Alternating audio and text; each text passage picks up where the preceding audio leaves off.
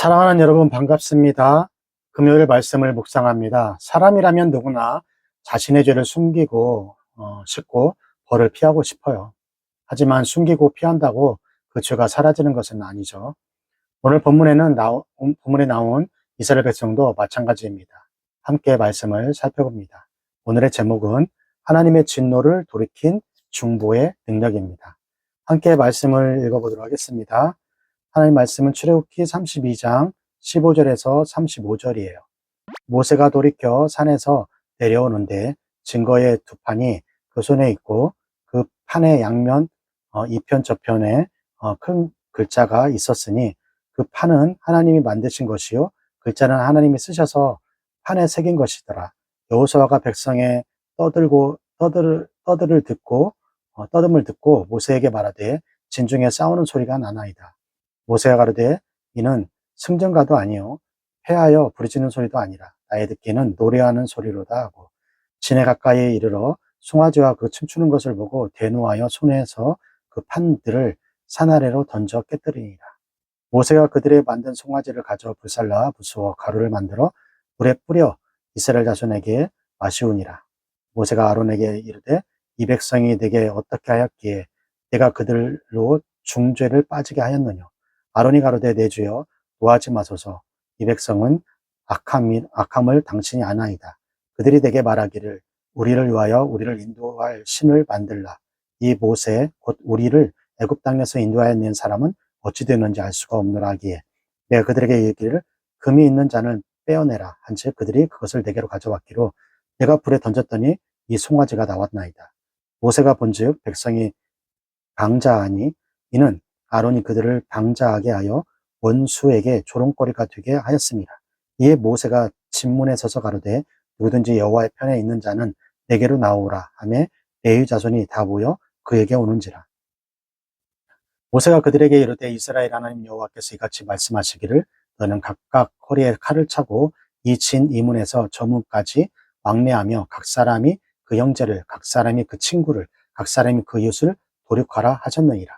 레위 자손이 모세의 말을대로 행하며 이날에 백성 중에 3,000명가량이 죽은 바 된지라. 모세가 이르되 각 사람이 그들 아들과 그 형제를 쳤으니 오늘날 여호와께서 헌신하게 되었느니라. 그가 오늘날 너희에게 복을 내리시리라.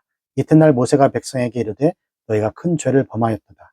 내가 이제 여호와께서 올라가노니 혹 너희의 죄를 속할까 하노라 하고 여호와께로 다시 나아가 여짜오되 슬프도소이다. 이 백성이 자기를 위하여 금신을 만들었사오니 큰 죄를 범하였나이다. 그러나 하부하시면 이제 그들의 피를 사하시옵소서. 그렇지 않사오면 원컨대 주의 거룩하신 책에서 내 이름을 지워버려 주옵소서. 여호와께서 모세에게 이르되 누구든지 내게 범죄하면 그는 내가 내 책에서 지워버리리라. 이제 가서 내가 내게 말한 곳으로 백성을 인도하라. 내 사자가 내 앞서 가리라.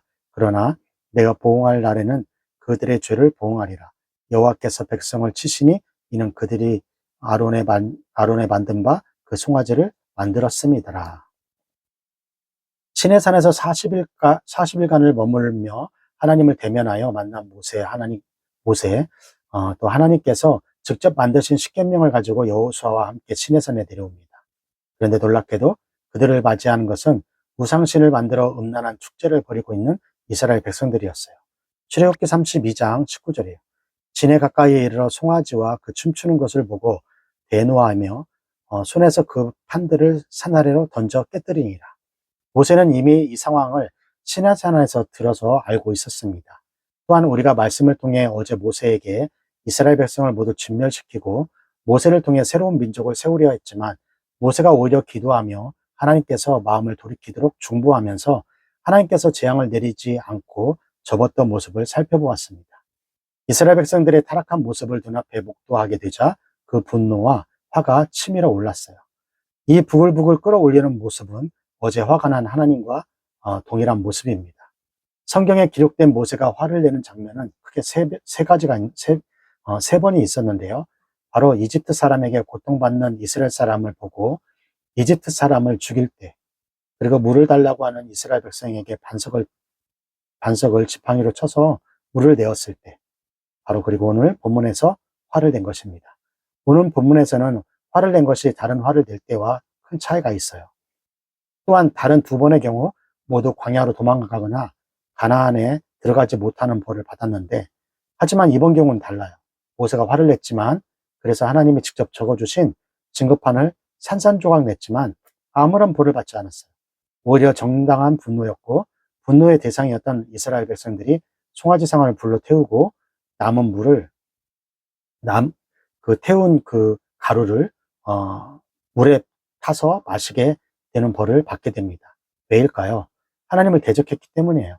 자신의 욕망과 자신의 과실을 내는 화가 아니라 하나님을 향한 의분이었기 때문입니다. 오늘 본문에서 모세의 중보기도로 하나님의 징벌을 면할 수 있었지만, 그렇다고 그들의 죄가 사라진 것은 아니었어요. 그래서 그들에게 죄악으로 인해 어떻게 되는지를 그 부글부글 끓어오르는 분노를 통해 우리에게 철저하게 보여주는 것입니다. 죄악을 대신할 것은 아무것도 없어요. 순순히 인정하고 회개할 때 하나님께 용서받을 수 있는 거예요. 하나님께 잠잠히 회개하며 나아가는 여러분이 되기를 바랍니다. 분노하는 모세가 형님 아론에게 이렇게 죄악에 빠뜨렸냐고 형에게 묻자 이렇게 말합니다. 출애굽기 32장 22절. 아론이 가로되 내 주여 노하지 마소서, 이 백성의 악함을 당신이 아나이다. 그 악을 행하게 허락한 것이 이 아론입니다. 그런데 아론의 모습은 자기는 전혀 책임이 없고 이스라엘 백성의 악한 본성으로 돌리고 있습니다. 자신은 잘못이 없고 핑계대기를 급급합니다. 이스라엘 백성들이 만들어 달라고 해서 금을 집어넣은 것이고, 그것을 불속에 넣으니까 송아지가 나왔다라는 것입니다.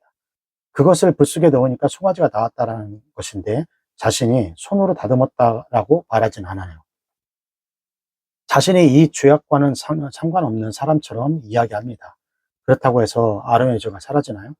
결코 그렇지 않습니다. 아론은 하나님의 심정보다 사람들의 눈치를 본 거예요.